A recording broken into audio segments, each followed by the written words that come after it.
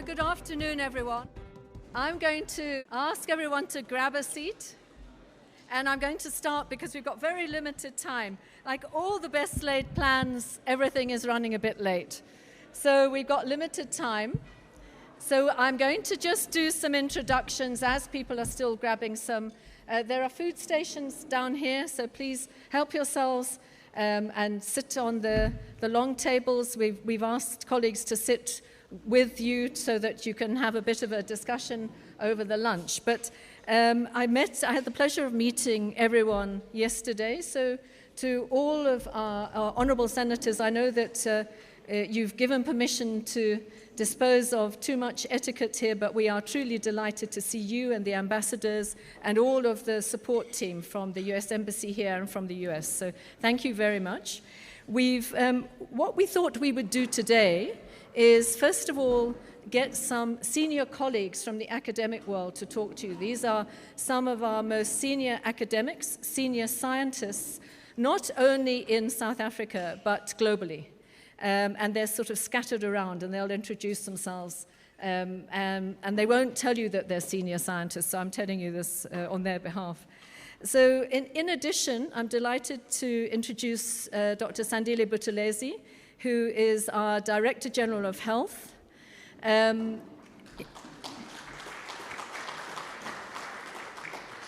Minister Joe Patla, unfortunately, was not able to come, but I was with him at a meeting this morning. There's a global meeting with many of your other colleagues from the US there on medical countermeasures going on up the road in Sandton at the moment.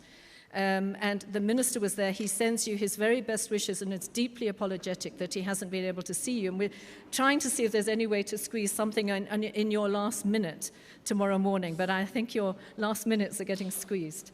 I'm going to just to say that the colleagues who will introduce themselves on the table with you, we have Lynn Morris. Lynn, where's Lynn? Oh, there we are, thank you. And Ian Sana, Ian, thank you. And Slim Karim, Slim.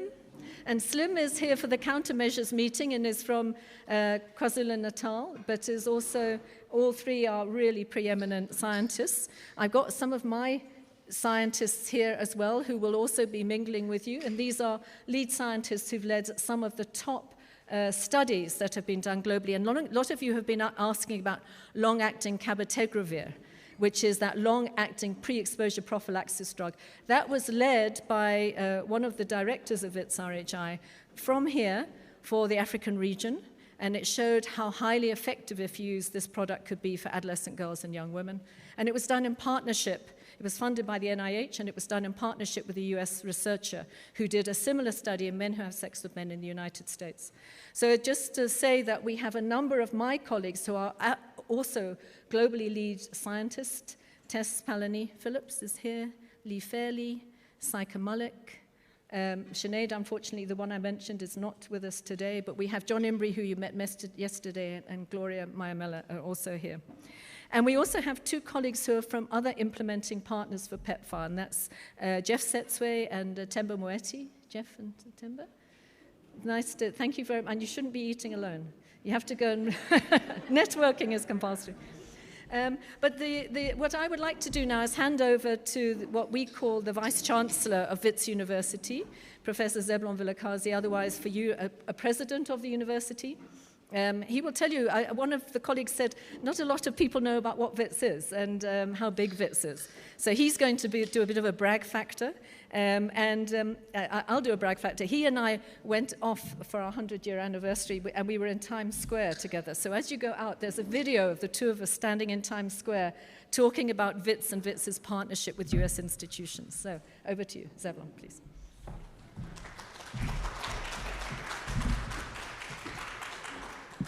Thank you, Helen, and I'm aware that you are squeezed for time. So I'm sure some of you are trepidated by the fact that you are addressed by these professors, but I promise you, this lecture will be very short. Senator Graham, senators of the US Congress,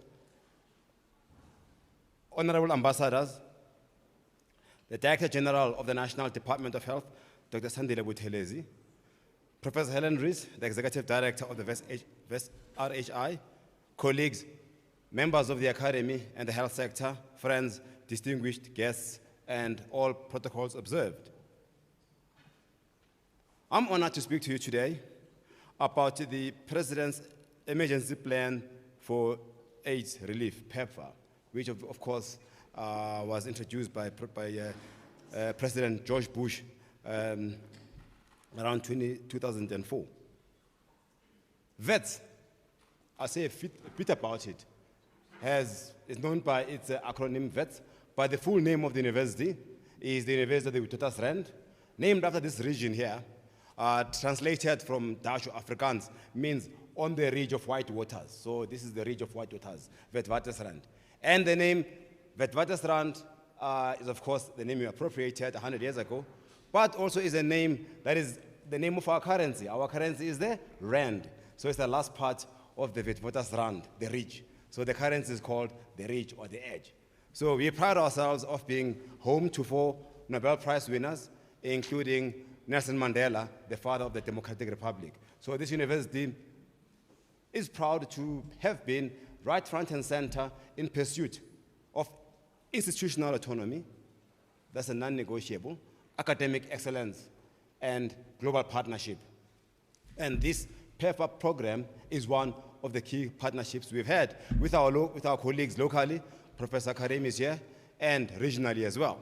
Moreover, we want to thank all of you, our fellow American friends, for the support, because PEPFAR is a contribution by the American people through the government to deal with what has been indeed a game changer in South Africa.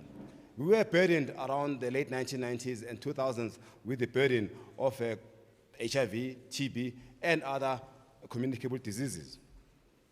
And it was not about just giving us the financial support, but more importantly, it's about partnerships. Partnerships are important because science does transcend all borders.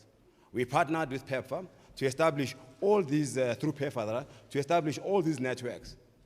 And I've been led to believe by the experts here that through that we're able to tackle other global emergencies. Ebola. We're able to have that quick responsiveness in managing what has been this century's biggest challenge, that of COVID-19 pandemic. And through good scientific practices in South Africa, I'm proud to say that with all our institutions and VETS being one of the key ones as well, is we're able to almost become a sentinel for some of the variants from Beta to Omicron. Because through the scientific rigor and honesty in modeling and tracking, in predicting, we're able to give signals to our global partners and say, you know, we've got a new strain. I think it's something that we should take pride in, that we practice what is called scientific honesty.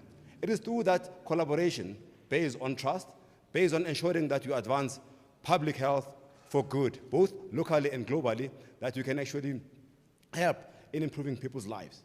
This program has saved millions of lives and will continue in helping us to manage some of the potential future global pandemics and other global emergencies we will have to contend with. And I do believe that this university, as I mentioned, has produced incredible scientists. Many doctors, some of them work in your states, in your cities, who have come out of this university. We are delighted to be part of this global partnership, and I'm aware that we've had a very grueling visit. And I was talking to some of our American colleagues, and I asked them that to be a public servant in the United States, you do need a lot of athletic fitness, because your schedule is incredibly punishing. And some of you have got more energy than I can have. But with that, I won't be long, Helen, and it's rather informal. I want to welcome you to Johannesburg, to VETS, and thank you once again for coming, and I look forward to meeting some of you individually. I thank you, and enjoy the rest of the visit. Thank you.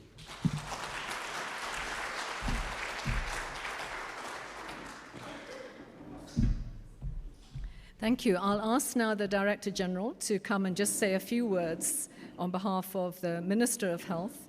We're hoping also that we will be joined by Dr. Lindiwe Makabalu, who's represented Dr. Shidi Mweti, who is the regional director for WHO. She's tied up in this countermeasures meeting, Dr. Moeti, but her senior aide, Dr. Makabalo, is also, hopefully, I don't think she's here yet, not here, but once she comes, we'll also get her just to greet you. So, Dr. Buthelezi.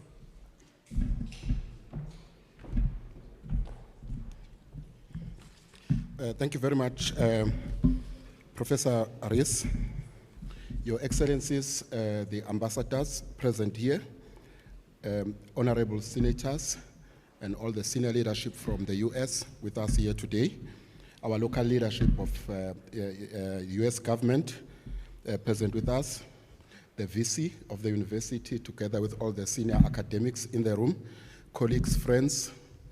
It's our pleasure to be here with you on behalf of the minister who's unfortunately held up in, it's quite a busy day. So he has asked me just to come and pass his greetings to the team, but more importantly, to thank the support that we've been getting as a country.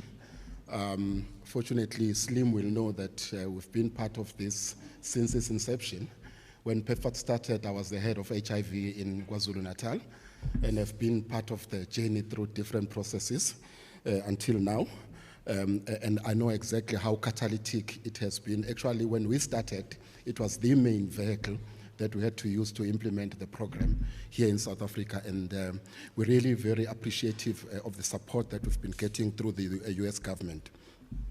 I don't know, this visit would not have come at a very important time.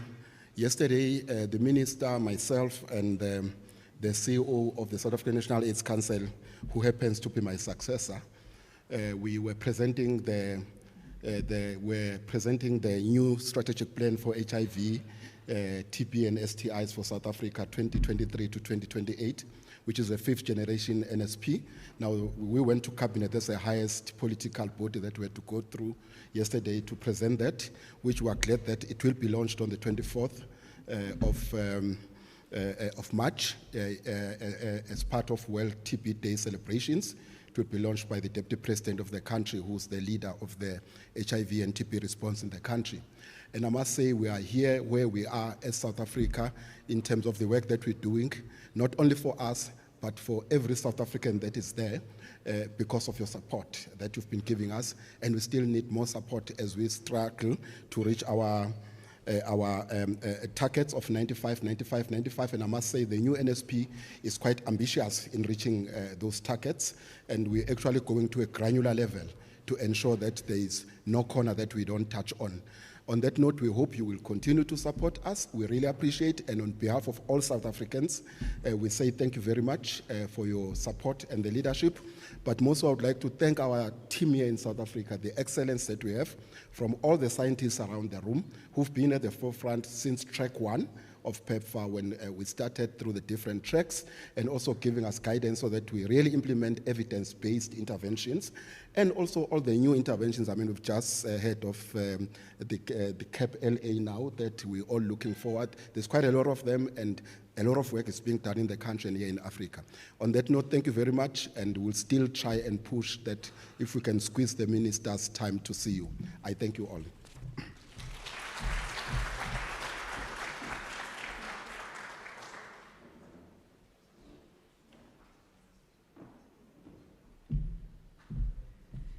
Thank you very much. Dr. Lindy Makabalo has just arrived. Oh, there we are. Would you like to come and say a quick 2 sentences? This is what we're giving everyone.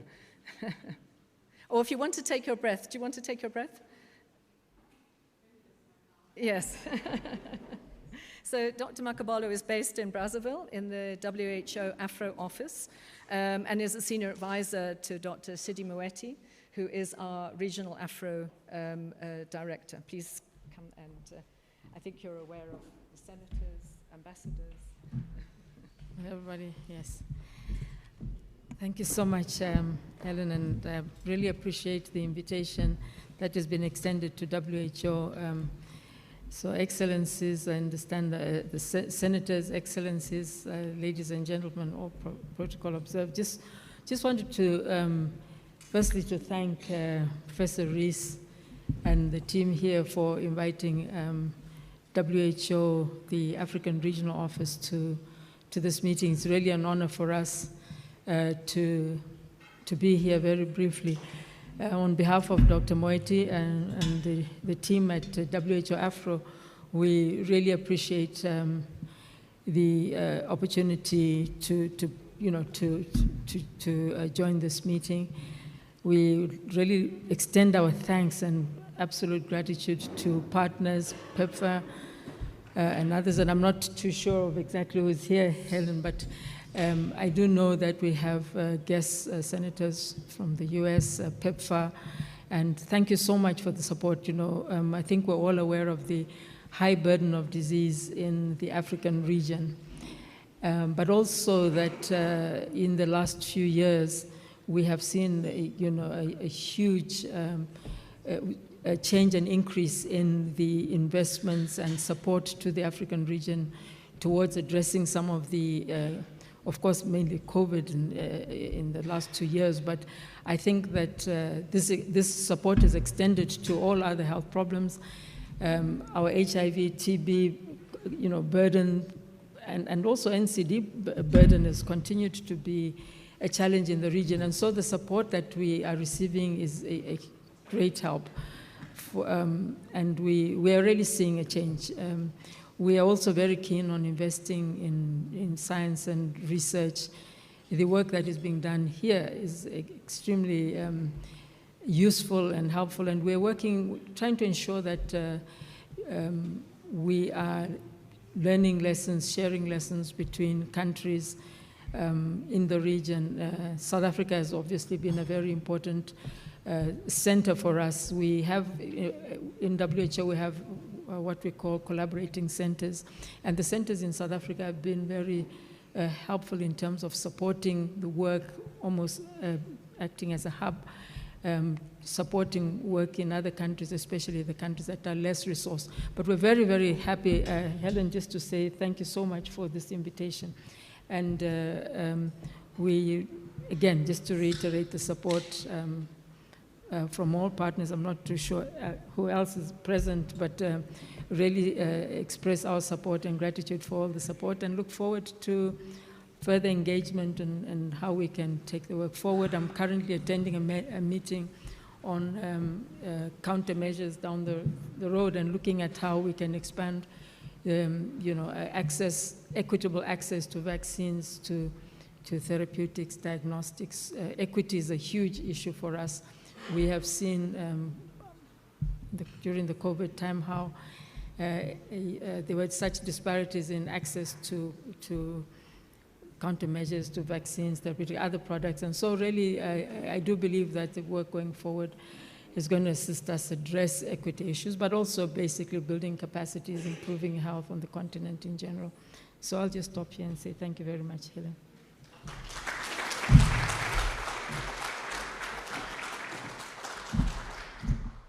So thank you very much. And I'll just add a few words, because obviously before this visit, I had an opportunity to talk to Ambassador John Nkengasong, and we brainstormed a little bit about what the potential is and what the potential has been of the PEPFAR investment and the research investments from the US government. And one of the things I saw that you all saw yesterday is that it's one of the biggest things, which is to say to US taxpayers, is the humanitarian side. And I think it was so powerful just hearing people speaking for themselves, what it's meant to millions and millions of people. But I wanted to switch on to something that I know is very close to many people's heart in here, and that is the issue of partnerships, which was just mentioned, but also, what we need to be doing as a global world. And I mentioned yesterday, the first two patients I saw have both totally different backgrounds, one flown in from the African region, one from the US. Both my earliest patients I saw without antiretrovirals available, who had a disease which is a zoonotic disease which was spread around the world through air flight. Move forward, and what do we have? We have COVID-19. We're all aware of this. So I want to just raise something else which I think is really important to emphasize. And that is that we've got probably about 8 million people living in just South Africa, living with HIV, a third of whom are not virally suppressed. What that means is that they're immunocompromised. Now, what the world really does not need, if we're worried about pandemics, is we do not need to neglect people who are immunocompromised in large numbers in any part of the world.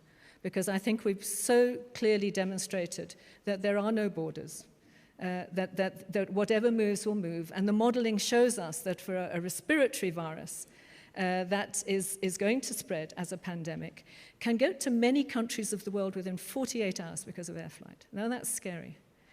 But if we leave what we've seen already with COVID, we saw two things that I'll just refer to. With COVID, we saw case studies of people who were immunocompromised, who were failing antiretroviral treatment, but were being very closely monitored. And these individuals got infected with the COVID virus. They were, in some cases, unable to clear that virus, and that virus stayed with them. And as it stayed with them, as we saw in the populations, as the virus went round in the population, we're all very aware of the variants of concern, that the virus changed, evolved, it changed its characteristics. In the individuals, in some of these case studies, they were unable to clear that virus. Similarly, in the individual, that virus changed its characteristics. Now, if you just pause and think, that's COVID. We don't know what virus is coming in. We talk about pathogen X. We put pathogen X and we let a reservoir of people who are not virally suppressed, who are immunocompromised. We don't know what it's going to look like. What could that be? We've already seen, and this is hot off the press, as was monkeypox, now the Mpox. Now Mpox, monkeypox as it was, is endemic in Central and West Africa. And then for some reason it has moved, and it moved into high-income countries, into the MSM community. And what we saw with what we're now seeing with Mpox is that in people who are immunocompromised, well, the mortality of that disease is very, very low, less than 1% in an ordinary population. For people who are immunocompromised from the UK, they're saying the mortality is 15%. So I think that there are several messages here. One is that actually, in terms of pandemic preparedness, we're all in it together. There are no boundaries. It doesn't matter where you are, who you are. You can try and cut things off, as we've seen. You can try and contain it. There are no boundaries. There will be no boundaries. Secondly, that the PEPFAR program has gone such a long way to helping us really address HIV, but we're not there yet. We need the prevention technologies we're talking about, the long-acting cabotegraphers, and more to come. We need eventually a vaccine. We need a cure. We're not there yet. And we have large numbers, millions of people who are still living in this region and in the US who are not yet identified, are immunocompromised, and they themselves will be affected. But I think the message here is that we should also be linking our thinking about PEPFAR and global health security really strongly together. And I know that Ambassador Nkengasong is very much thinking about it, and I just want to really sort of support that, to say it's another reason why PEPFAR is so important. Humanitarian, the individual, the millions that are saved, the children that are saved. But actually, if we are serious as around global health security, we need to actually then keep our fingers on the pulse, our foot on the accelerator, whatever we want to say. We need to keep working around HIV, around TB, and also using these platforms, as you've just heard, both the PEPFAR platforms and the research platforms that we're building up in partnership with many US institutions, using them and switching them when we need to in response to pandemics. So that's just a quick comment from me. I saved that one for today. You had the other one yesterday. But thank you very much again for coming. I'm not sure how we're doing for time. Please have some more lunch if you would like to help yourselves. But what I was suggesting is that the people at the table, if you have questions, if we have a few minutes, just pick their brains, and we'll also ask. We have our teams here as well who are, doing the research that can also talk to you about the work that they're doing. Very varied, a lot of it around HIV, and in our instance around HIV prevention.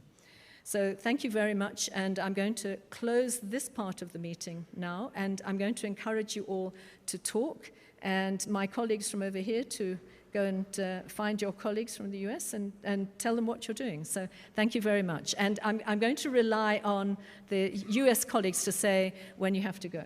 Oh, no, I was meant to say something else. Sorry, I knew I'd forget something. For those of you who are interested, this building is a University of Witwatersrand building. It used to be the medical school. It's now been taken over by WITS-RHI, and every floor is a clinical trial site. This is one of the centers, one of the largest centers in the country that did COVID vaccine research.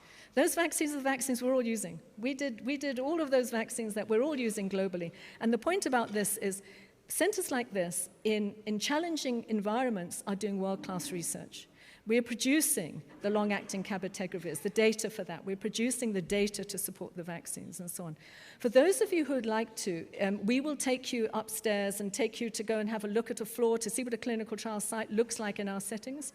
Labs, pharmacy, the rules that apply, because these are products that are going to be globally licensed, not just in South Africa, not just in the region, but in the US and in Europe and in high-income countries. So anyone who wants to, we'll gather you all together in a few minutes and just quickly take people upstairs to have a look at some of the floors just to see what we're doing in the clinical trial work. Others that want to sit, we will then continue to have the discussions about the research that's been done. So thank you very much, and we'll go around the tables and gather together those who might like to go and visit a clinical trial site in this building. But thank you once again, and I'll hand you over to your hosts on the table and my other colleagues who are going to come across and chat. Thank you so much.